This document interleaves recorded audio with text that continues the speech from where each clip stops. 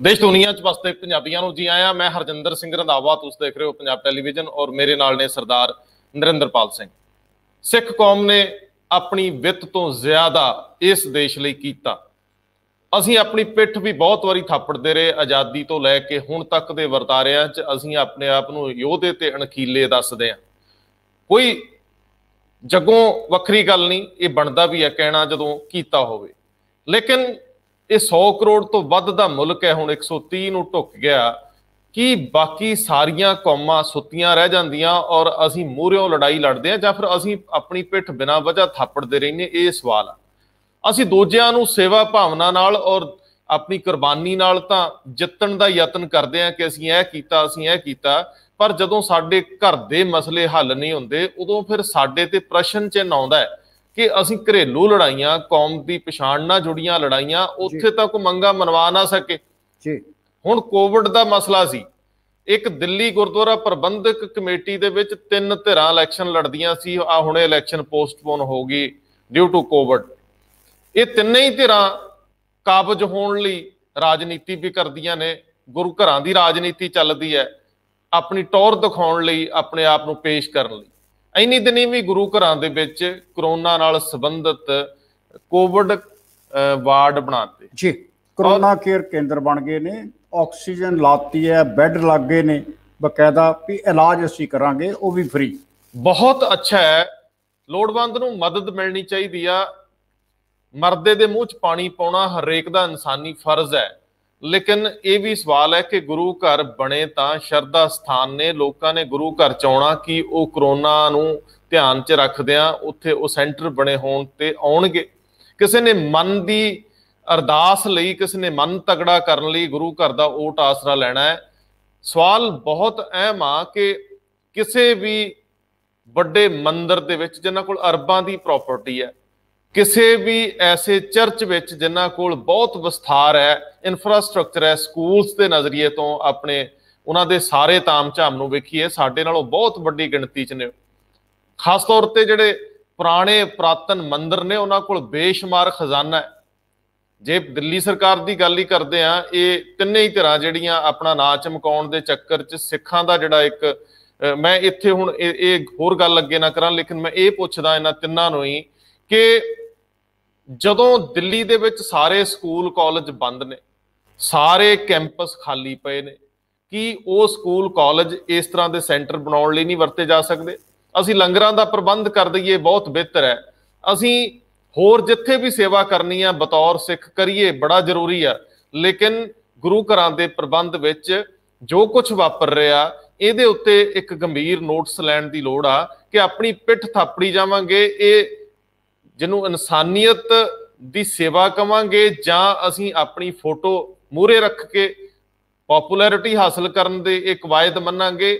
ਬੜੇ ਸਵਾਲ ਉੱਠਣਗੇ ਕਿ ਅਸੀਂ ਹਰ ਜਗ੍ਹਾ ਦੇ ਉੱਤੇ ਦੂਜਿਆਂ ਨਾਲੋਂ ਅੱਗੇ ਨਜ਼ਰ ਆਉਣ ਦੀ ਕਾਹਲ 'ਚ ਕਿਤੇ ਦੂਜਿਆਂ ਨਾਲੋਂ ਵਿੱਥ ਤਾਂ ਨਹੀਂ ਬਣਾ ਰਹੇ। ਕੀ ਉਹ ਜਿਹੜੇ ਧਿਰਾਂ ਨੇ, ਅਡਾਨੀ ਅੰਬਾਨੀ ਵਰਗੇ ਜਿਹੜੇ ਅਰਬਪਤੀ ਖਰਬਪਤੀ ਨੇ, ਕੀ ਉਹਨਾਂ ਨੇ ਕਦੇ 4 ਪੈਸੇ ਲਾਏ? ਜੀ ਸਰਦਾਰ ਜੀ, ਮੈਂ ਸਮਝਦਾ ਹੈ ਕਿ ਹੋ ਸਕਦਾ ਇਹਦੇ ਤੇ ਸਾਨੂੰ ਬਹੁਤ ਕ੍ਰਿਟਿਸਾਈਜ਼ ਕੀਤਾ ਜਾਵੇ, ਇਹਦੇ ਤੇ ਬਹੁਤ ਆਲੋਚਨਾ ਆਵੇ, ਲੇਕਿਨ ਸੱਚ ਇਹ ਆ ਕਿ ਦੇਸ਼ ਦੀ ਆਜ਼ਾਦੀ 'ਚ ਅਸੀਂ ਲਗਾਤਾਰ ਕਹਿੰਦੇ ਆਏ ਸਾਡੀਆਂ ਬਹੁਤ ਕੁਰਬਾਨੀਆਂ, ਜੀ ਅਸੀਂ ਕੁਰਬਾਨੀਆਂ ਕੀਤੀਆਂ ਵੀ ਆ, ਲੇਕਿਨ ਕੀ ਅਸੀਂ ਆਪਣੇ ਘਰ ਨੂੰ ਬਚਾ ਪਾਏ ਹੁਣ ਤੱਕ? ਆਪਣੇ ਮਸਲੇ ਹੱਲ ਕਰਵਾ ਪਾਏ? ਇਹ ਅਹਿਮ ਸਵਾਲ ਆ। ਸਾਡੇ ਹੁਣੇ ਜਿਹੜੇ ਸਰਦਾਰ ਪੁਸ਼ਪਿੰਦਰ ਸਿੰਘ ਫੌਤ ਹੋ ਗਏ, ਜਿਹੜੇ ਜਨਰਲ ਜਗਜੀਤ ਸਿੰਘ ਅਰੋੜਾ ਤੋਂ ਬਾਅਦ ਜਿਹੜਾ ਉੱਥੇ ਦਿੱਲੀ 'ਚ ਵੱਡੀ ਸੰਸਥਾ ਬਣੀ ਉਹਦੇ ਪ੍ਰਮੁੱਖ ਨੇ। ਅਸੀਂ ਜਸਵੰਤ ਸਿੰਘ ਅਜੀਤ ਜਿਹੜੇ ਪੱਤਰਕਾਰ ਉੱਥੇ ਗਵਾ ਲਏ। ਸਾਡੇ ਹੋਰ ਕਿੰਨੇ ਜੀ ਕਰੋਨਾ ਕਰਕੇ ਚਲੇ ਗਏ। ਅਸੀਂ ਆਪਣੇ ਲੋਕਾਂ ਦੀ ਕਿੰਨੀ ਮਦਦ ਕੀਤੀ, ਇਹ ਵੀ ਸਵਾਲ ਉੱਠਦਾ। ਅੱਜ ਚੌਧਰੀ ਅਜੀਤ ਸਿੰਘ ਚਲੇ ਗਏ, ਮੈਨੂੰ ਕਿਸਾਨੀ ਮੋਰਚੇ ਯਾਦ ਆ ਗਏ। ਕਿਸਾਨੀ ਮੋਰਚਿਆਂ 'ਚ ਬੈਠੇ ਲੋਕ ਜਿਹੜੇ ਆ ਉਹਨਾਂ ਨੂੰ ਕਿੰਨੀ ਕੁ ਕਰੋਨਾ ਦੀ ਮਦਦ ਮਿਲੀ ਆ, ਇੰਜੈਕਸ਼ਨ ਦੇ ਰੂਪ ਦੇ ਵਿੱਚ, ਕੈਂਪਾਂ ਦੇ ਰੂਪ ਦੇ ਵਿੱਚ, ਮਦਦ ਦੇ ਰੂਪ ਦੇ ਵਿੱਚ? ਇਹ ਵੀ ਵੱਡਾ ਸਵਾਲ ਹੈ। ਲੇਕਿਨ ਸਰਦਾਰ ਸਾਹਿਬ, ਇਹ ਦੇਖਣਾ ਹੋਊਗਾ ਕਿ ਅਸੀਂ ਕਦੋਂ ਤੱਕ ਸਿਰਫ ਤੇ ਸਿਰਫ ਫੋਟੋ ਖਿਚਾ ਕੇ ਸਾਰਦੇ ਰਵਾਂਗੇ। ਸਾਨੂੰ ਸਰਕਾਰਾਂ ਦੇ ਕੰਮ ਕਰਨ ਤੋਂ ਪਹਿਲਾਂ ਜਿਹੜੇ ਸਰਕਾਰਾਂ ਨੇ ਕਰਨੇ ਆ, ਸਾਨੂੰ ਆਪਣੀ ਲੜਾਈ ਵੀ ਲੜਨੀ ਹੋਊਗੀ। ਸਿੱਖ ਮਸਲੇ ਜਿਉਂ ਦੇ ਤਿਉਂ ਆ, ਸਾਡੇ ਭ੍ਰਿਸ਼ਟਾਚਾਰ ਦੇ ਬੜੇ ਦੋਸ਼ ਨੇ, ਉਹਨਾਂ ਤੋਂ ਮੁਕਤ ਹੋਣਾ ਪਊਗਾ। ਸਾਨੂੰ ਪਾਕ ਸਾਫ਼ ਦਾਮਨ ਲੈ ਕੇ ਲੋਕਾਂ 'ਚ ਜਾਣਾ ਚਾਹੀਦਾ ਹੈ। ਜਿੱਥੇ ਅਜੇ ਕਮੀ ਆ, ਸੇਵਾ ਤੋਂ ਪਹਿਲਾਂ ਸ਼ੁੱਧ ਹੋਣਾ ਜ਼ਰੂਰੀ ਆ, ਸੇਵਾ ਤੋਂ ਪਹਿਲਾਂ ਲੱਗੇ ਇਲਜ਼ਾਮਾਂ ਤੋਂ ਸੁਰਖਰੂ ਹੋਣਾ ਜ਼ਰੂਰੀ ਆ। ਮੈਨੂੰ ਤਾਂ ਲੱਗਦਾ ਇਹ ਤਿੰਨੇ ਧਿਰਾਂ ਜਿਹੜੀਆਂ ਦਿੱਲੀ ਕਮੇਟੀ ਦੀ ਇਲੈਕਸ਼ਨ ਲੜ ਰਹੀਆਂ ਸੀ, ਲੋਕਾਂ ਨੂੰ ਚਾਹੀਦਾ ਇਹਨਾਂ ਨੂੰ ਕੋਈ ਥੋੜੀ ਬਹੁਤੀ ਸੇਵਾ ਵੱਖ-ਵੱਖ ਦੇ ਕੇ ਪਾਸੇ ਕਰਕੇ ਗੁਰੂ ਘਰਾਂ ਦਾ ਪ੍ਰਬੰਧ ਨਿਰਪੱਖ ਲੋਕ ਚਲਾਉਣ, ਜਿੱਥੇ ਸਿਆਸਤ ਨਾ ਹੋਵੇ, ਗੁਰੂ ਘਰ ਸਿਆਸਤ ਦਾ ਕੇਂਦਰ ਨਾ ਹੋਣ। ਮੈਨੂੰ ਲੱਗਦਾ ਹੈ ਇੰਜ ਜੇ ਕਰਨਗੇ ਦਿੱਲੀ ਦੇ ਲੋਕ ਤਾਂ ਸਿਆਣੇ ਨੇ। ਮੇਰਾ ਖਿਆਲ ਅੱਗੇ ਤੁਸੀਂ ਦੱਸ ਦਿਓ। ਦੇਖੋ, ਪਹਿਲੀ ਗੱਲ ਤੇ ਇਹ ਹੈ ਕਿ ਜੋ ਮੌਜੂਦਾ ਨਿਜ਼ਾਮ ਹੈ, ਜਦੋਂ ਗੱਲ ਹੋਣੀ ਮੌਜੂਦਾ ਨਿਜ਼ਾਮ ਤੇ ਹੋਣੀ ਹੈ। ਜਦੋਂ ਤੁਸੀਂ ਇਹ ਦੱਸ ਰਹੇ ਹੋ ਕਿ ਸਾਡੇ ਕੋਲ ਕੁਛ ਨਹੀਂ ਹੈ ਜੀ, ਸਾਡੀ ਆਰਥਿਕਤਾ ਨਿੱਗਰ ਰਹੀ ਹੈ, ਦਿੱਲੀ ਕਮੇਟੀ ਦੇ ਪ੍ਰਬੰਧ ਅਧੀਨ ਜਿਹੜੇ ਸਕੂਲ ਕਾਲਜ ਨੇ, ਉੱਥੋਂ ਦਾ ਜਿਹੜਾ ਸਟਾਫ ਆ ਉਹ ਕਿੰਨਿਆਂ ਸਾਲਾਂ ਤੋਂ ਅਦਾਲਤਾਂ ਦੇ ਚੱਕਰ ਕੱਟ ਰਿਹਾ ਕਿ ਸਾਨੂੰ ਬਣਦੀ ਤਨਖਾਹ ਹੀ ਦੇ ਦਿੱਤੀ ਜਾਵੇ। ਨਹੀਂ, ਕੁਝ ਮਹੀਨਿਆਂ ਤੋਂ, ਸਾਲਾਂ ਤੋਂ ਨਹੀਂ ਜੀ, ਨਹੀਂ, ਬੜੇ ਚਿਰ ਤੋਂ ਲੱਗੇ ਹੋਏ ਨੇ। ਪਿਛਲੇ ਕੁਝ ਮਹੀਨਿਆਂ ਦੇ ਵਿੱਚ 7-8 ਸਟਾਫ ਮੈਂਬਰ ਜਿਹੜੇ ਨੇ ਉਹ ਵੱਖ-ਵੱਖ ਬਿਮਾਰੀਆਂ ਕਾਰਨ ਇਸ ਸੰਸਾਰ ਤੋਂ ਚੱਲ ਵਸੇ ਜੀ। ਕੀ ਉਹਨਾਂ ਪਰਿਵਾਰਾਂ ਦੀ ਅਸੀਂ ਸਾਰ ਲਈ ਕੋਈ, ਜਾਂ ਸਾਡੀ ਨੈਤਿਕਤਾ ਜਿਹੜੀ ਆ ਸਿਰਫ ਇਸ ਕਰਕੇ ਰਹਿ ਗਈ ਕਿ ਅਸੀਂ ਜੇ ਸਰਕਾਰ ਨਹੀਂ ਕਰ ਸਕਦੀ ਤੇ ਅਸੀਂ ਕਰ ਦਿਖਾਇਆ ਜੀ। ਲੇਕਿਨ ਜਦੋਂ ਵਾਰੀ ਆਈ ਆਪਣੇ ਸਿੱਖਾਂ ਦੀ, ਤੁਹਾਨੂੰ ਯਾਦ ਹੋਵੇਗਾ ਕਿ ਜਦੋਂ ਖਾਲਸਾ ਏਡ ਨੇ ਬਕਾਇਦਾ ਆਕਸੀਜਨ ਦਾ ਪ੍ਰਬੰਧ ਕੀਤਾ ਸੀ, ਉਦੋਂ ਖਾਲਸਾ ਏਡ ਉੱਤੇ ਵੀ ਇਹ ਸਵਾਲ ਉੱਠਿਆ ਸੀ ਜੀ ਕਿ ਤੁਸੀਂ ਹਰ ਵਾਰ ਗੈਰ ਸਿੱਖਾਂ ਬਾਰੇ ਤੇ ਯਕਦਮ ਸੋਚ ਲੈਂਦੇ ਹੋ, ਲੇਕਿਨ ਜਿਹੜੀ ਸਿੱਖਾਂ ਦੀ ਆਰਥਿਕਤਾ ਥੱਲੇ ਡਿੱਗ ਚੁੱਕੀ ਆ, ਜਿਹੜੇ ਸਿੱਖ ਪਰਿਵਾਰ ਹਾਸ਼ੀਏ ਤੇ ਚਲੇ ਗਏ ਨੇ ਆਪਣੀ ਆਰਥਿਕਤਾ ਕਰਕੇ, ਬਿਮਾਰੀਆਂ ਕਰਕੇ, ਹੋਰ ਕਾਰਨਾਂ ਕਰਕੇ, ਕਦੀ ਉਹਨਾਂ ਦੀ ਬਾਂਹ ਵੀ ਫੜੋ ਆ ਕੇ।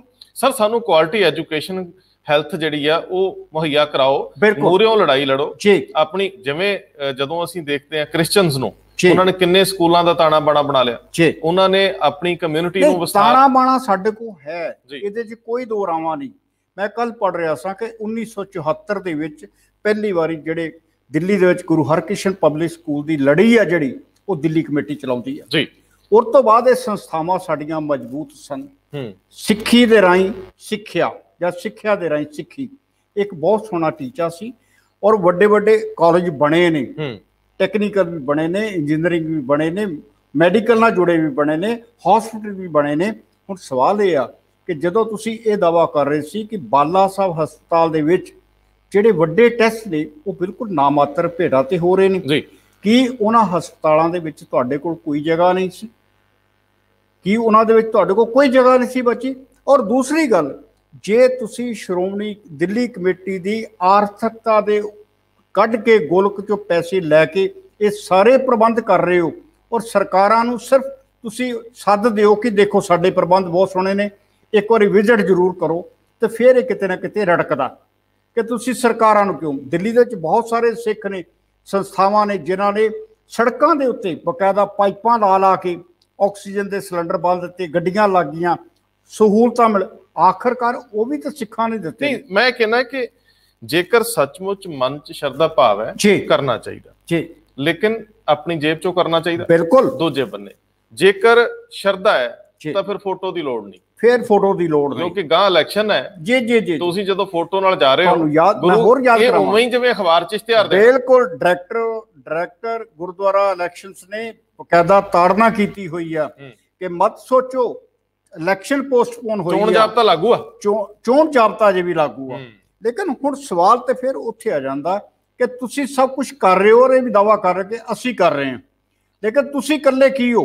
ਨਹੀਂ, ਆਉਣ ਵਾਲੇ ਸਮੇਂ 'ਚ ਜਦੋਂ ਤੁਸੀਂ ਇਹ ਦਾਅਵਾ ਕਰਨਾ ਕਿ ਸਾਡੀ ਗੁਰੂ ਦੀ ਗੋਲਕ ਜਿਹੜੀ ਸੀ ਕਰੋਨਾ ਕਰਕੇ ਘਟ ਗਈ, ਫਿਰ ਤੁਹਾਡੇ ਕੋਲ ਇਹ ਸਵਾਲ ਪੁੱਛਿਆ ਜਾਏਗਾ ਕਿ ਜਿਹੜੇ ਪੈਸੇ ਤੁਹਾਡੇ ਕੋਲ ਐਡਵਾਂਸ ਪਏ ਸੀ ਉਹ ਪੈਸੇ ਕਿੱਥੇ ਗਏ? ਸਰਦਾਰ ਸਾਹਿਬ, ਜੇ ਤਾਂ ਗਵਰਨਮੈਂਟਸ ਮਦਦ ਮੰਗਣ ਜੀ, ਜੇ ਸਰਕਾਰਾਂ ਮਦਦ ਮੰਗਣ ਕਿ ਅਸੀਂ ਹੁਣ ਹੱਥ ਸਾਡੇ ਖੜੇ ਆ, ਆਓ ਸਾਡੀ ਮਦਦ ਕਰੋ, ਸਰਕਾਰਾਂ ਕਿਉਂ ਮੰਗਣ?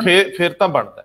ਜੇਕਰ ਅਸੀਂ ਸਰਕਾਰਾਂ ਨੂੰ ਜਾ ਕੇ ਕਹਿੰਦੇ ਵੀ ਆਓ ਅਸੀਂ ਤਾਂ ਆ ਦੇਖੋ ਕਰ ਦਿੱਤਾ, ਤੁਸੀਂ ਸਾਡੇ ਕੋਲ ਆ ਜਾਓ, ਵੇਖ ਜਾਓ। ਬਿਲਕੁਲ। ਦਿੱਲੀ ਦਾ ਸਿਹਤ ਮੰਤਰੀ ਜਾ ਕੇ ਫੋਟੋ ਖਿਚਾ ਰਿਹਾ। ਹੁਣ ਸਵਾਲ ਤਾਂ ਇਹ ਹੈ ਕਿ ਦਿੱਲੀ ਸਰਕਾਰ ਦੇ ਆਪਣੇ ਸਕੂਲ, ਕਾਲਜ, ਹੋਰ ਅਦਾਰੇ ਜਿਹੜੇ ਆ ਬੰਦ ਪਏ ਨੇ, ਔਰ ਉਹ ਲਾਕਡਾਊਨ ਹੈ, ਉਹਨਾਂ ਦੇ ਵਿੱਚ ਇਹ ਸੈਂਟਰ ਬਣਾਏ ਜਾ ਸਕਦੇ, ਪ੍ਰਬੰਧ ਕੀਤੇ ਜਾ ਸਕਦੇ ਨੇ। ਕੀ ਦਿੱਲੀ ਸਰਕਾਰ ਨੇ ਜਿਹੜਾ ਗੁਰਦੁਆਰਾ ਰਕਾਬਗੰਜ ਸਾਹਿਬ ਦੇ ਵਿੱਚ ਇੱਕ ਕਰੋਨਾ ਕੇਅਰ ਸੈਂਟਰ ਬਣਿਆ, ਕਿ ਦਿੱਲੀ ਸਰਕਾਰ ਨੇ ਉਹਦੇ 'ਚ ਕੋਈ ਮਦਦ ਕੀਤੀ? ਹਰਗਿਜ਼ ਨਹੀਂ, ਕਦੇ ਨਜ਼ਰ ਨਹੀਂ ਆਈ। ਸੋ ਜਦੋਂ ਤੁਸੀਂ ਇਹ ਸਾਰਾ ਕੁਝ ਕਰ ਰਹੇ ਹੋ ਤੇ ਫਿਰ ਕਾਦੇ ਲਈ?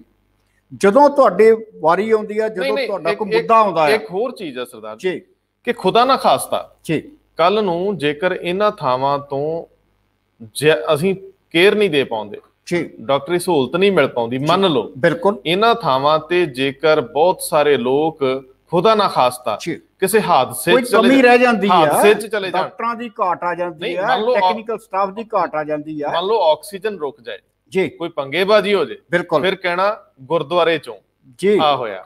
ਬਿਲਕੁਲ ਦੇਖਣ ਵਾਲੀ ਗੱਲ ਆ, ਸਹੀ ਗੱਲ। ਇਹ ਝਿਜਕ ਕੇ ਕਹਿ ਰਿਹਾ ਮੈਂ, ਇਹ ਗੱਲ ਸ਼ੁਰੂ ਚ ਕਹਿਣੀ ਚਾਹੁੰਦਾ ਸੀ ਕਿ ਖੁਦਾ ਨਾ ਖਾਸਤਾ ਆਖਰ ਕਹਿੰਦੇ ਆ ਹਸਾਏ ਦਾ ਨਾਂ ਨਹੀਂ ਰਵਾਏ ਦਾ ਨਾਂ ਹੋ ਜਾਂਦਾ। ਫਿਰ ਉਦੋਂ ਅਸੀਂ ਜਦੋਂ ਉਹ ਇੱਕ ਜਮਾਤ ਸੀ ਮੁਸਲਮਾਨਾਂ ਦੀ ਤਬਲੀਗੀ ਜਮਾਤ, ਜਿਹੜੀ ਤਬਲੀਗੀ, ਉਹਨੂੰ ਟਾਰਗੇਟ ਕੀਤਾ ਗਿਆ ਕਿ ਅਸੀਂ ਉਹੀ ਬਣਨ ਵੱਲ ਵੱਧ ਨਹੀਂ ਹੋਵਾਂਗੇ ਜੇ ਅਸੀਂ ਛੋਟੀ ਜਿਹੀ ਅਣਗਹਿਲੀ ਵਰਤਦੇ ਆ। ਦੂਜੀ ਗੱਲ ਇਹ ਆ ਕਿ ਤੁਸੀਂ ਸੇਵਾ ਕਰੋ, ਲੇਕਿਨ ਸੇਵਾ ਕਹਿੰਦੇ ਆ ਕਿ ਉਹ ਇੱਕ ਹੱਥ ਕਰਦਾ ਦੂਜੇ ਨੂੰ ਪਤਾ ਨਹੀਂ ਲੱਗਦਾ, ਉਹ ਸੇਵਾ ਹੈ। ਸੋ ਇਹ ਇੱਕ ਵੱਡਾ ਸਵਾਲ ਹੈ ਜਿਹਦੇ ਤੇ ਸਾਨੂੰ ਹੋਰ ਅੱਗੇ ਨਹੀਂ ਵਧਣਾ ਚਾਹੀਦਾ। ਅਸੀਂ ਮਾਨਵਤਾ ਦੇ ਨਜ਼ਰੀਏ ਤੋਂ ਪੂਰੀ ਤਰ੍ਹਾਂ ਜਿੰਨਾ ਤਿਲ ਫੁਲ ਕਰ ਸਕਦੇ ਹਾਂ ਅਸੀਂ ਆਪਣੀ ਜਗ੍ਹਾ ਯੋਗਦਾਨ ਕਰੀਏ, ਸਾਰੇ ਆਪਣੀ ਜਗ੍ਹਾ ਕਰਨ। ਲੇਕਿਨ ਜੇਕਰ ਇਸ ਦੌਰ ਦੇ ਵਿੱਚ ਕਿਸੇ ਨੂੰ ਹੱਥ ਏਦਾਂ ਫੜ ਕੇ ਕਹਿੰਦੇ ਸੜਕ ਲੰਘਾਉਣ ਤੋਂ ਪਹਿਲਾਂ ਫੋਟੋ ਖਿਚਾ ਲੈਣੀ ਆ ਕਿ ਮੈਂ ਮਦਦ ਕੀਤੀ, ਤੇ ਫਿਰ ਉਹ ਮਦਦ ਨਹੀਂ ਕਰਨੀ ਚਾਹੀਦੀ। ਅਸੀਂ ਲੋਕਾਂ ਨੂੰ ਐਕਸਪੋਜ਼ ਨਾ ਕਰੀਏ, ਉਹਨਾਂ ਦੀ ਮਜ਼ਾਕ ਨਾ ਬਣਾਈਏ ਕਿ ਅਗਲਾ ਮਰ ਰਿਹਾ ਕਰਾ ਰਿਹਾ ਤੇ ਅਸੀਂ ਫੋਟੋ ਖਿਚਾਈਏ। ਚਲੋ ਛੱਡ ਦਿੰਨੇ ਗੱਲ ਨੂੰ। ਸਰਦਾਰ ਸਾਹਿਬ ਇੱਕ ਹੋਰ ਪਹਿਲੂ ਆ ਕਿ ਬੀਜੇਪੀ ਦੇ ਇੱਕ ਵੱਡੇ ਲੀਡਰ ਸੀ ਸ਼ਾਂਤਾ ਕੁਮਾਰ ਜੀ, ਸ਼ਾਂਤਾ ਕੁਮਾਰ ਜਿਹੜੇ ਕਦੇ ਹਿਮਾਚਲ ਦੇ ਮੁੱਖ ਮੰਤਰੀ ਸੀ, ਬਿਲਕੁਲ ਸਾਬਕਾ ਕੇਂਦਰੀ ਮੰਤਰੀ ਰਹੇ ਨੇ। ਹਾਂ, ਤੇ ਜਦੋਂ ਉਹ ਇਹ ਗੱਲ ਕਹਿਣ ਕਿ ਸਾਨੂੰ ਨਹੀਂ ਸੀ ਅੰਦਾਜ਼ਾ ਵੀ ਇਹ ਦਿਨ ਦੇਖਣੇ ਪੈਣਗੇ, ਇਹੋ ਹੀ ਕਹਿੰਦੇ। ਬਿਲਕੁਲ ਨਹੀਂ, ਉਹਨਾਂ ਨੇ ਆਪਣੀ ਸਵੈ ਜੀਵਨੀ ਲਿਖੀ ਆ। ਇਹ ਕੋਈ ਜਵਾਨੀ ਗੁਲਾਮੀ ਦੀ ਗੱਲ ਕਰ ਰਹੇ, ਅੱਛਾ, ਸਵੈ ਜੀਵਨੀ ਲਿਖੀ ਆ। ਕਹਿੰਦੇ ਕਿ ਇਹ ਸਿਆਸਤ ਲਈ ਸਮਝੌਤੇ ਕਰਨ ਲੱਗ ਪਈ ਹੈ। ਕਿਰਦਾਰ ਨਾਂ ਦਾ ਕੋਈ ਕਾਰਨ ਜਿਹੜਾ ਭਾਜਪਾ ਕੋਲ ਨਹੀਂ ਰਹਿ ਗਿਆ। ਅੱਛਾ, ਕਹਿੰਦੇ ਕਿ ਮੈਂ ਇੱਕ ਸਾਬਕਾ ਕੌਮੀ ਪ੍ਰਧਾਨ ਨੂੰ ਆਪਣਾ ਦਰਦ ਦੱਸਿਆ ਤੇ ਉਹ ਕਹਿਣ ਲੱਗਾ ਚਲੋ ਛੱਡੋ ਪਰੇ, ਐਵੇਂ ਨਾ ਮਨ ਤੇ ਲਾਇਆ ਕਰੋ, ਐਵੇਂ ਨਾ ਮਨ ਤੇ ਲਾਇਆ ਕਰੋ, ਰਹਿਣ ਦਿਓ, ਇਹ ਤੇ ਹੁਣ ਹੋ ਗਿਆ। ਲੇਕਿਨ ਉਹ ਇੱਕ ਉਦਾਹਰਨ ਦੇ ਰਹੇ ਆ, ਕਹਿੰਦੇ ਕਿ ਜੇ ਤੁਹਾਡੇ ਕੋਲੋਂ ਆਸ ਸੀ ਕਿ ਤੁਸੀਂ ਕੋਈ ਵਿਕਾਸ ਦਾ ਰਾਹ, ਵੱਖਰਾ ਰਾਹ ਤੋਰੋਗੇ, ਸਿਆਸਤ ਨੂੰ ਇੱਕ ਮੋੜ ਦੇਵੋਗੇ, ਕਹਿੰਦੇ ਹੁਣ ਜਦੋਂ ਤੁਸੀਂ 370 ਧਾਰਾ ਖਤਮ ਕਰ ਦਿੱਤੀ, ਤੁਸੀਂ ਦਾਅਵਾ ਕੀਤਾ ਵੀ ਕੋਈ ਨਹੀਂ ਕਰ ਸਕਿਆ, ਅਸੀਂ ਕਰ ਦਿੱਤੀ। ਕਹਿੰਦੇ ਚਲੋ ਮੰਨ ਲਿਆ ਤੁਹਾਡੀ ਪ੍ਰਾਪਤੀ ਹੈ ਭਾਜਪਾ ਦੀ, ਕਰ ਦਿੱਤਾ। ਕਹਿੰਦੇ ਹੁਣ ਜਦੋਂ ਚੋਣ ਕਮਿਸ਼ਨ ਨੇ, ਅਦਾਲਤ ਨੇ ਕਹਿ ਦਿੱਤਾ ਕਿ ਇਹ ਜਿਹੜੇ ਦਾਗੀ ਲੋਕ ਨੇ ਇਹਨਾਂ ਨੂੰ ਵਿਧਾਨ ਸਭਾ ਤੇ ਲੋਕ ਸਭਾ 'ਚ ਜਾਣਾ ਨਹੀਂ ਚਾਹੀਦਾ, ਕਹਿੰਦੇ ਫਿਰ ਕਰੋ ਜੁਰਤ, ਲਿਆਓ ਕਾਨੂੰਨ ਤੇ ਲੋਕਾਂ ਨੂੰ ਇੰਨਾ ਕੁ ਜਾਗਰੂਕ ਕਰ ਦਿਓ ਕਿ ਤੁਸੀਂ ਭਾਈ ਇਹਨਾਂ ਨੂੰ ਅਗਾਂਹ ਨਹੀਂ ਆਉਣ ਦੇਣਾ। ਕਹਿੰਦੇ ਚੋਣਾਂ 'ਚ ਕਾਲਾ ਧਨ ਵਰਤਿਆ ਜਾਂਦਾ, ਲਾਓ ਰੋਕ ਫਿਰ ਕਹਿੰਦੇ। ਲੇਕਿਨ ਕਹਿੰਦਾ ਸਵਾਲ ਇਹ ਆ ਕਿ ਜਦੋਂ ਤੁਸੀਂ ਬਸ ਸਾਰਾ ਕੁਛ ਹੀ ਹੁਣ ਛੱਡ ਦਿੱਤਾ ਤੇ ਤੁਹਾਡੀ ਸੋਚ ਇਹੋ ਰਹਿ ਗਈ ਕਿ ਸਮਝੌਤਾ ਕਰਕੇ ਤੇ ਸੱਤਾ ਨੂੰ ਚੰਬੜੇ ਰਹਿਣਾ, ਤੇ ਕਹਿੰਦੇ ਫਿਰ ਇਹ ਸਾਰਾ ਕੁਛ ਜਿਹੜਾ ਆ ਵਾਰਾ ਨਹੀਂ ਜੇ ਖਾਂਦਾ। ਅੱਛਾ, ਜਿਹੜੀ ਉਹ ਗੱਲ ਵਿੱਚ ਕਰਦੇ ਆ ਕਿ ਵਿਧਾਇਕਾਂ ਦੀ ਖਰੀਦੋ ਫਰੋਖਤ, ਨਵਾਂ ਵਿਧਾਇਕਾਂ ਦੀ ਖਰੀਦੋ ਫਰੋਖਤ, ਕਹਿੰਦੇ ਇਹਦੇ ਤੋਂ ਮਾੜਾ ਕੰਮ ਕੀ ਹੋ ਸਕਦਾ? ਫਿਰ ਵੀ ਆਪਣੀ ਸਰਕਾਰ ਬਣਾਉਣੀ ਜਿੱਥੇ ਵੀ ਭਾਵੇਂ ਅਗਲੇ ਦੀ ਪੂਰੀ ਦੀ ਪੂਰੀ ਮੈਜੋਰਟੀ ਤੋੜ ਦਿਓ। ਜਦੋਂ ਅਸੀਂ ਕੱਲ ਪਰਸੋਂ ਗੱਲ ਕਰ ਰਹੇ ਸਾਂ ਕਿ ਜਦੋਂ ਆਪਣਾ ਸੁਬਰਾਵਨ ਸਵਾਮੀ ਨੇ ਕਿਹਾ ਕਰੋਨਾ ਨੂੰ ਲੈ ਕੇ ਵੀ ਇਹਦੀ ਵਾਗਡੋਰ ਜਿਹੜੀ ਆ PM ਉਹ ਖਤਮ ਹੋ ਚੁੱਕਾ, ਇੱਕ ਦਾ ਅਣਗਹਿਲੀ ਵਰਤ ਰਿਹਾ, ਤੇ ਇਹਦੀ ਵਾਗਡੋਰ ਜਿਹੜੀ ਆ ਨਿਤਨ ਗਡਕਰੀ ਨੂੰ ਦੇ ਦੇਣੀ ਚਾਹੀਦੀ ਆ। ਅੱਜ ਇੱਕ ਐਕਟਰਸ ਆ, ਫਿਲਮ ਐਕਟਰਸ ਆ ਸਵਰਾ ਭਾਸਕਰ, ਉਹਨੇ ਵੀ ਉਹੀ ਗੱਲ ਕਹਿਤੀ। ਇੱਕ ਹੋਰ ਕਾਲਮ ਨਵੀਸ ਨੇ, ਸ਼ੇਖਰ ਗੁਪਤਾ ਸੰਪਾਦਕ ਰਹੇ ਨੇ, ਉਹਨਾਂ ਨੇ ਵੀ ਉਹੀ ਗੱਲ ਕਹਿਤੀ। ਦਾ ਪ੍ਰਿੰਟ ਦੇ ਅੱਜ ਕੱਲ ਨੇ ਮਾਲਕ। ਔਰ ਦੇਖੋ ਸਵਾਲ ਇਹ ਆ ਕਿ ਜਦੋਂ ਹੁਣ ਇੱਕ ਆਪਣਾ ਜੇ ਸਾਰੀ ਉਮਰ ਇਹਨੂੰ ਲਾਈ ਹੋਵੇ ਭਾਜਪਾ ਨੂੰ ਖੜੇ ਕਰਨ ਲਈ, ਔਰ ਉਹ ਕਹਿ ਰਿਹਾ ਜੀ ਕਿ ਦੇਖੋ ਮੈਨੂੰ ਤੇ ਸ਼ਰਮ ਆਉਂਦੀ ਆ ਹੁਣ ਸਭ ਕੁਝ ਦੇਖ ਕੇ ਭਾਜਪਾ ਜੋ ਕੁਝ ਹੋ ਰਿਹਾ। ਅੱਛਾ, ਕਹਿੰਦੇ ਵੀ ਸਭ ਤੋਂ ਵੱਡੀ ਗੱਲ ਹੈ ਕਿ ਪੰਡਿਤ ਦੀਨ ਦਿਆਲ ਉਪਾਧਿਆਏ ਜਿੱਥੇ ਵੀ ਹੋਣਗੇ ਕਹਿੰਦੇ ਬੜੇ ਦੁਖੀ ਹੋਣਗੇ ਉਹ ਆਪਣੀ ਪਾਰਟੀ ਨੂੰ ਦੇਖ ਕੇ ਕਿ ਜਿਸ ਮਕਸਦ ਲਈ ਇਹ ਪਾਰਟੀ ਲਿਆਂਦੀ ਸੀ ਉਹ ਮਕਸਦ ਤੇ ਕਿਤੇ ਪਿਛਾਂ ਦਾ ਮਰ ਚੁੱਕਾ। ਆ ਤੁਸੀਂ ਇੱਧਰ ਦੇਖੋ, ਅੱਜ ਥੋੜੀ ਦੇਰ ਪਹਿਲਾਂ ਸਾਬਕਾ ਕੇਂਦਰੀ ਮੰਤਰੀ ਬੀਬਾ ਹਰਸਿਮਰਤ ਕੌਰ ਬਾਦਲ ਨੇ ਕੇਂਦਰ ਨੂੰ ਤਗੜੇ ਨਿਸ਼ਾਨੇ ਤੇ ਲੈ ਲਿਆ। ਅੱਛਾ, ਉਹ ਕਹਿੰਦੇ ਕਿ ਫੇਸਬੁੱਕ ਪੇਜ ਤੇ ਉਹਨਾਂ ਲਿਖਿਆ ਆਪਣੇ ਤੇ, ਕਹਿੰਦੇ ਮੇਰੇ 5 ਸਵਾਲ ਆ, ਜਵਾਬ ਦਿਓ। ਅੱਛਾ। ਹਾਂ, ਕਰੋਨਾ ਦੇ ਦੂਜੇ ਦੌਰ ਬਾਰੇ ਅਗਾਊਂ ਪ੍ਰਬੰਧ ਕਿਉਂ ਨਾ ਕੀਤੇ ਜੀ। ਦੇਸ਼ 'ਚ ਚੋਣਾਂ ਮੁਲਤਵੀ ਕਿਉਂ ਨਾ ਕਰਾਈਆਂ ਜੀ। ਆਕਸੀਜਨ ਤੇ ਵੈਕਸੀਨ ਦਾ ਪੂਰਾ ਪ੍ਰਬੰਧ ਕਿਉਂ ਨਹੀਂ ਕੀਤਾ। ਠੀਕ ਹੈ। ਹੁਣ ਅਗਲੀ ਗੱਲ ਕਹਿੰਦੇ ਕਿ ਦਵਾਈਆਂ ਤੇ ਟੀਕਿਆਂ ਦੀ ਕਾਲਾਬਾਜ਼ਾਰੀ ਦਾ ਦੋਸ਼ੀ ਕੌਣ ਜੀ ਤੇ ਕਿੱਥੇ ਹਨ ਆਈਸੀਯੂ ਬੈੱਡ ਤੇ ਹਸਪਤਾਲ। ਇਹ 5 ਸਵਾਲ ਉਹਨਾਂ ਕੀਤੇ ਆ। ਜੀ। ਜਾਇਜ਼ ਸਵਾਲ ਨੇ, ਬਿਲਕੁਲ ਜਾਇਜ਼ ਸਵਾਲ ਨੇ, ਆਪਣੇ ਭਾਈਵਾਲ ਰਹੇ ਪੁਰਾਣੇ ਕਰ ਰਹੇ ਆ ਜੀ, ਤਿੱਖੀ ਭਾਸ਼ਾ 'ਚ ਕਰ ਰਹੇ ਆ ਜੀ। ਹੁਣ ਗੱਲ ਤਾਂ ਇਹੀ ਆ ਕਿ ਜਦੋਂ ਫਸ ਜਾਈਏ ਜੀ ਉਦੋਂ ਸਵਾਲ ਸਹਿਣੇ ਪੈਂਦੇ। ਬਿਲਕੁਲ ਸਹਿਨਸ਼ੀਲਤਾ ਰੱਖਣੀ ਚਾਹੀਦੀ ਹੈ, ਲੇਕਿਨ ਮਰਦੇ ਲੋਕਾਂ ਨੂੰ ਮਦਦ ਚਾਹੀਦੀ ਹੈ। ਜੀ। ਕੋਈ ਬੰਦਾ ਕਹਿੰਦਾ ਜੀ ਅਖੇ 4 ਲੱਖ ਤੋਂ ਅੰਕੜਾ ਘਟ ਗਿਆ ਹੁਣ ਜੀ। ਦੂਜਾ ਨਾਲ ਹੀ ਕਹਿਣ ਲੱਗਿਆ, ਕਹਿੰਦਾ ਜੀ ਪਹਿਲਾਂ ਪਤਾ ਕਰ ਲਓ ਕਿ ਕਿਤੇ ਜਿਹੜੀ ਟੈਸਟਿੰਗ ਆ ਉਹ ਤਾਂ ਨਹੀਂ ਘਟਾਤੀ।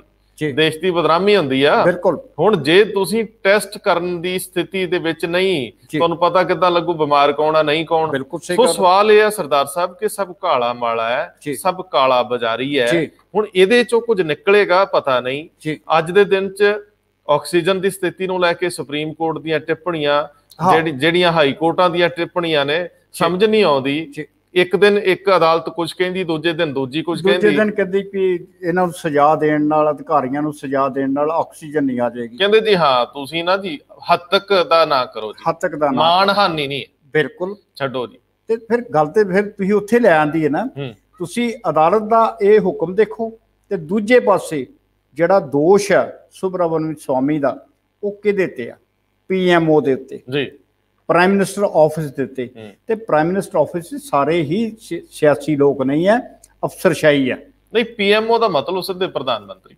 ਬਿਲਕੁਲ, ਕਿਉਂਕਿ ਦੇਖੋ ਉਹਨਾਂ ਦੀ ਚੋਣੀ ਟੀਮ ਜੀ, ਆਪਣੀ ਇੱਛਾ ਦੇ ਖਿਲਾਫ ਤੇ ਉੱਥੇ ਕੀੜੀ ਨਹੀਂ ਤੁਰਨ ਦਿੰਦੇ। ਬਿਲਕੁਲ। ਫਿਰ ਮੈਨੂੰ ਇਹ ਸਮਝਾਓ, ਸੁਬਰਾਮਨਿਅਮ ਸਵਾਮੀ ਜਿਹੜੇ ਉਹ ਕਹਿੰਦੇ ਹੀ ਪੀਐਮ ਮੋਦੀ ਨੂੰ ਪਏ ਆ। ਉਹ ਕਹਿੰਦੇ ਮੋਦੀ ਸਾਹਿਬ ਇਹ ਜ਼ਿੰਮੇਵਾਰੀ ਤੁਸੀਂ ਗਡਕਰੀ ਨੂੰ ਦੇ ਦਿਓ। ਹੁਣ ਮੋਦੀ ਨੂੰ ਸਿੱਧਾ ਟਾਰਗੇਟ ਤੇ ਲੈ ਕੇ ਉਸੇ ਹੀ ਬੰਦੇ ਨੂੰ ਕਹਿ ਰਹੇ ਹੋ ਆ ਨਹੀਂ ਆ ਕਰ ਦਿਓ। ਬਿਲਕੁਲ, ਇਹ ਬੜੀ ਤਗੜੀ ਸਿਆਸਤ ਹੈ।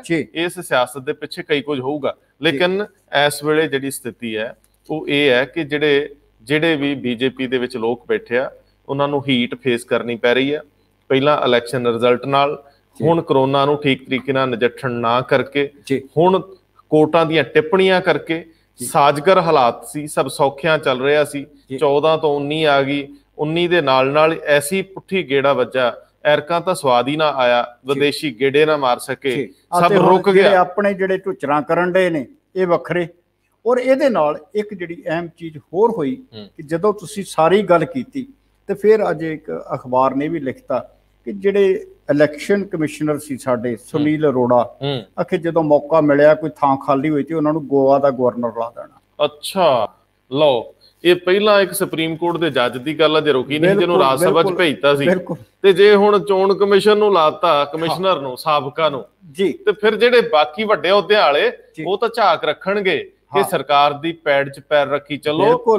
ਇਸ ਤੋਂ ਬਾਅਦ ਵੀ 6 ਸਾਲ ਮਿਲ ਜਾਂਦੇ ਆ, 10 ਸਾਲ ਮਿਲ ਜਾਂਦੇ ਆ, ਸਰਦਾਰੀ ਨਹੀਂ ਮੁੱਕਦੀ। ਇਹਦਾ ਮਤਲਬ ਹੈ ਸਾਡੀ ਸਰਕਾਰ ਨੇ ਅਨੈਤਿਕ ਤਰੀਕੇ ਨਾਲ ਪ੍ਰਬੰਧ ਕਰ ਲਿਆ, ਸੰਸਥਾਵਾਂ ਨੂੰ ਜੇਬ 'ਚ ਪਾਈ ਰੱਖਣਾ। ਇਹ ਮਾੜੀ ਗੱਲ ਆ। ਇਸ ਮਾੜੇ ਟ੍ਰੈਂਡ ਨੂੰ ਸਭ ਨੂੰ ਆਲੋਚਨਾ ਦੇ ਘੇਰੇ 'ਚ ਲਿਆਉਣਾ ਚਾਹੀਦਾ। ਜੇ ਇੰਜ ਹੋਣ ਲੱਗਿਆ, ਕਿਹੜੀ ਇੰਡੀਪੈਂਡੈਂਟ ਜਿਹਨੂੰ ਖੁਦ ਮੁਖਤਾਰ ਅਦਾਲਤ ਕਹਿੰਦੇ ਹੋ ਸੰਸਥਾ, ਉਹ ਕਿਹੜੀ ਖੁਦ ਮੁਖਤਾਰ ਹੈ? ਮਦਰਾਸ ਹਾਈ ਕੋਰਟ ਕਹਿੰਦੀ ਹੈ ਕਿ ਕਰੋਨਾ ਨੂੰ ਫੈਲਾਉਣ ਦੇ ਲਈ ਚੋਣ ਕਮਿਸ਼ਨ ਦੋਸ਼ੀ ਹੈ ਜੀ। ਇਹੋ ਹੀ ਕਿਹਾ ਸੀ ਨਾ। ਇਹ ਉੱਪਰ ਚਲੇ ਗਏ ਸੁਪਰੀਮ ਕੋਰਟ ਨੂੰ, ਕਹਿੰਦੇ ਕਿ ਘੱਟੋ ਘੱਟ ਜੇ ਹੋਰ ਨਹੀਂ ਕਰਨਾ, ਜਿਹੜਾ ਮੀਡੀਆ ਦੇ ਵਿੱਚ ਸਾਡੇ ਚੀਰ ਹਰਨ ਹੁੰਦਾ ਨਾ, ਇਹਨੂੰ ਰੋਕ ਲਓ। ਉਹ ਕਹਿੰਦੇ ਕੋਈ ਨਹੀਂ, ਇਹਨੂੰ ਕੌੜੀ ਗੋਲੀ ਸਮਝ ਕੇ ਨਿਗਲ ਲਓ। ਬਿਲਕੁਲ, ਉਹ ਕਹਿੰਦੇ ਨਿਗਲ ਲਓ।